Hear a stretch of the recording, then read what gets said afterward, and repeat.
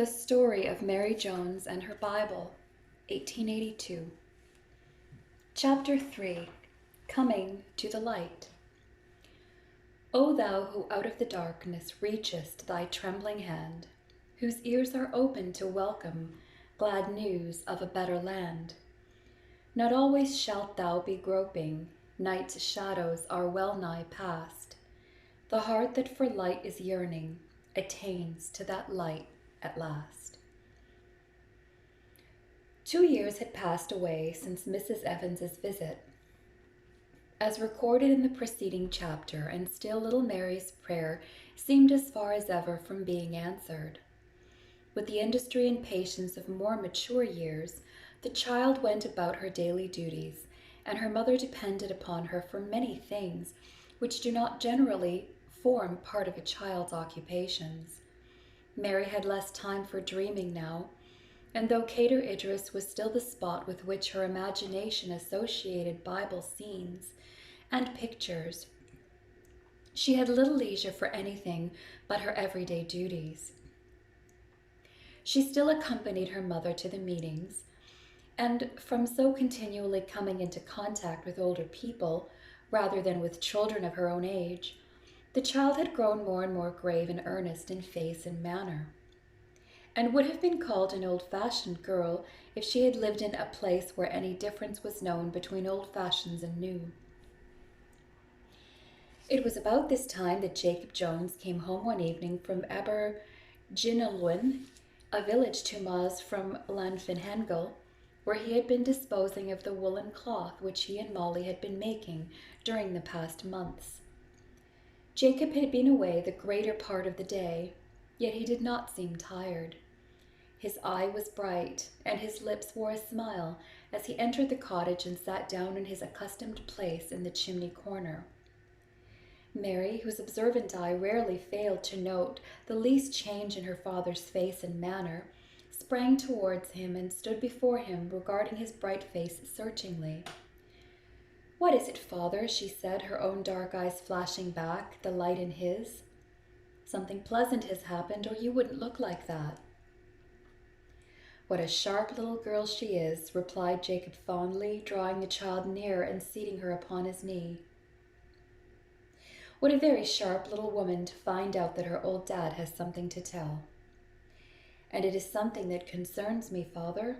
asked Mary, stroking Jacob's face caressingly. "It is something that concerns you most of all, my chick, and us through you." "What can it be?" murmured Mary with a quick, impatient little sigh. "What is it, father?" asked Mrs. Jones. "We both want to know." "Well," replied Jacob, "what would you say, Molly dear, to our little daughter here becoming quite a learned woman, perhaps knowing how to read and write and cipher, and all a deal better than her parents ever did before her?" "Oh, father!" The exclamation came from Mary, who in her excitement had slipped from Jacob's knee and now stood facing him breathless with suspense, her hands closely clasped. Jacob looked at her a moment without speaking. Then he said tenderly, "Yes, child, there is a school to be opened at Abergynolwyn, and a master is chosen already. And as my little Mary thinks not of a 2 miles walk, she shall go and learn all she can." "Oh, father!" "Well," rejoined Jacob, now laughing outright, "how many oh fathers are we going to have? But I thought you'd be glad, my girl, and I was not wrong. You are pleased, dear, aren't you?" There was a pause. Then Mary's reply came, low-spoken, but with such deep content in its tones. "Pleased, father? Yes, indeed, for now I shall learn to read the Bible." Then a thought struck her, and a shadow came across the happy face as she said, "But, mother, perhaps you won't be able to spare me." "Spare you? Yes, I will, child, though I can't deny as how it will be difficult for me to do without my little right hand and help. But for your good, my girl, I would do harder things than that." "Dear, good mother," cried Mary, putting an arm about Molly's neck and kissing her. "But I don't want you to work too hard and tire yourself. I'll get up an hour or two earlier and do all I can before I start for school."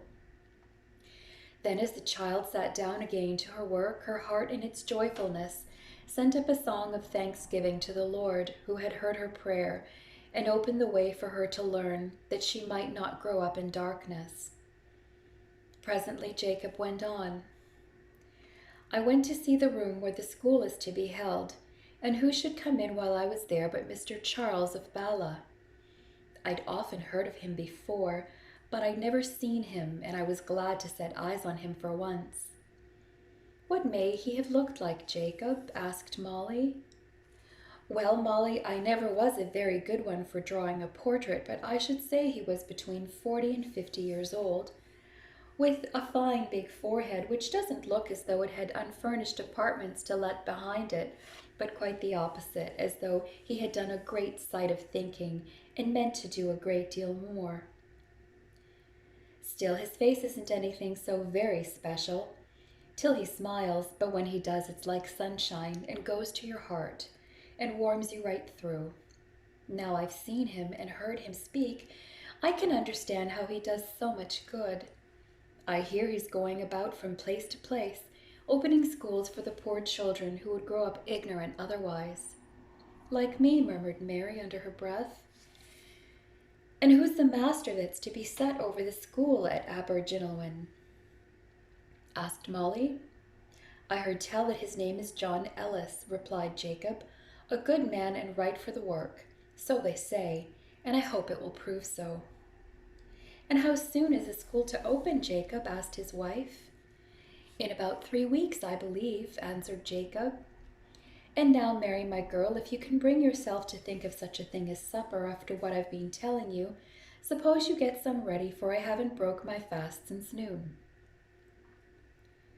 The following 3 weeks passed more slowly for little Mary Jones than any 3 months she could remember before. Such childishness as there was in her seemed to show itself in its impatience, and we must confess that her home duties at this time were not so cheerfully or so punctually performed as usual, owing to the fact that her thoughts were far away, her heart being set on the thing she had longed for so earnestly. If this is the way it's going to be, Jacob, said Molly to her husband one evening, I shall wish there had never been a thought of school at Abergynolwyn. The child so off her head that she goes about like one in a dream. What it will be like when that school begins, I daren't think.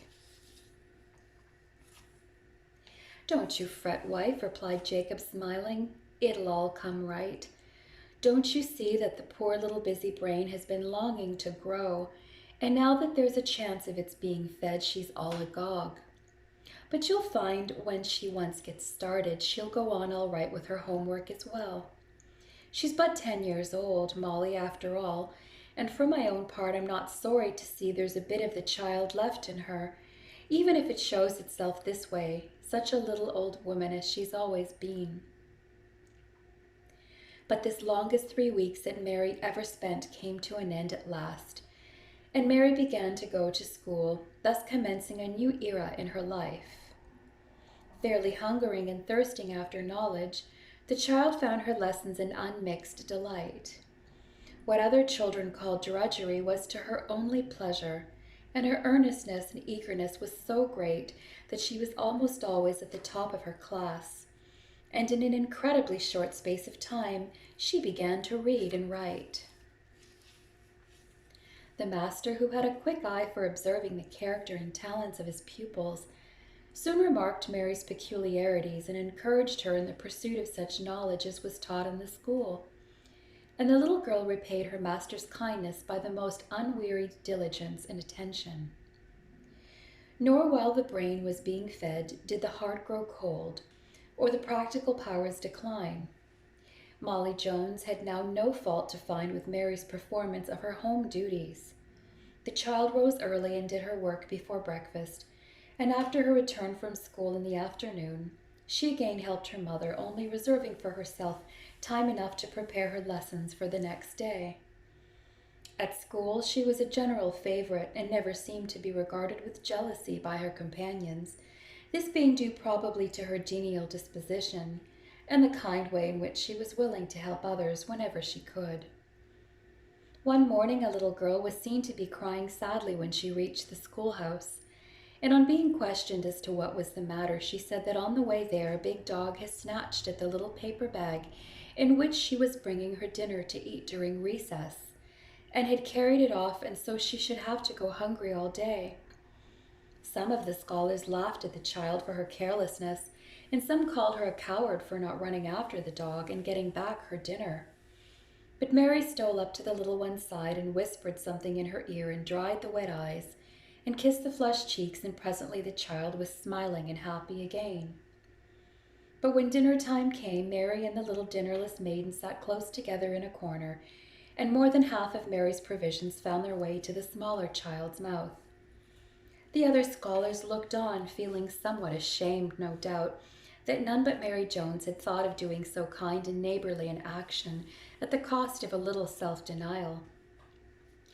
But the lesson was not lost upon them, and from that day Mary's influence made itself felt in the school for good. In her studies she progressed steadily, and this again gave opportunity for the development of the helpful qualities by which from her earliest childhood she had been distinguished. On one occasion, for instance, she was just getting ready to set off on her 2 miles journey home when she spied in a corner of the now deserted schoolroom a little boy with a book open before him and a smeared slate and blunt pencil by his side. The poor little fellow's tears were falling over his unfinished task, and evidently he was in the last stage of childish despondency. He had dawdled away his time during the school hours, or had not listened when the lesson had been explained. And now school discipline required that he should stay behind when the rest had gone and attend to the work which he had neglected. Mary had a headache that day and was longing to get home, but the sight of that tearful, sad little face in the corner banished all thought of self, and as the voices of the other children died away in the distance, she crossed the room and leaned over the small student's shoulder. "What is it, Robbie dear?" she said in her old-fashioned way and tender, low-toned voice. "Oh, I see, you've got to do that sum. I mayn't do it for you, you know, because that would be a sort of cheating, but I can tell you how to do it yourself, and I think I can make it plain." So saying, Mary fetched her little bit of wet rag, and she washed the slate, and then got an old knife and sharpened the pencil. "Now," said she, smiling cheerfully, "see, I'll put down the sum as it is in the book." And she wrote on the slate in clear, if not very elegant figures, the sum in question.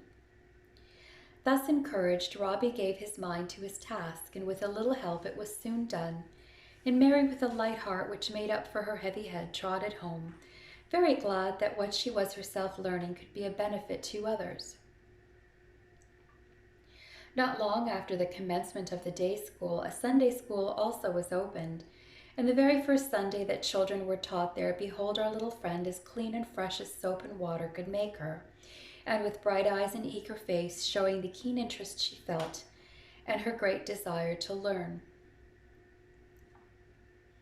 That evening after service in the little meeting house, as the farmer's wife, good Mrs. Evans, was just going to get into her pony cart to drive home, she felt a light touch on her arm, while a sweet voice she knew said, "Please, ma'am, might I speak to you a moment?" "Surely, my child," replied the good woman, turning her beaming face on little Mary. "What have you got to say to me?"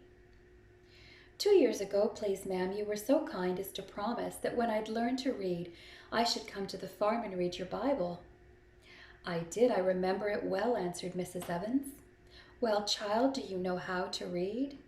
"Yes, ma'am," responded Mary, "and now I've joined the Sunday school, and shall have Bible lessons to prepare, and if you'd be so kind as to let me come up to the farm one day in the week, perhaps Saturday, when I've a half holiday, I could never thank you enough."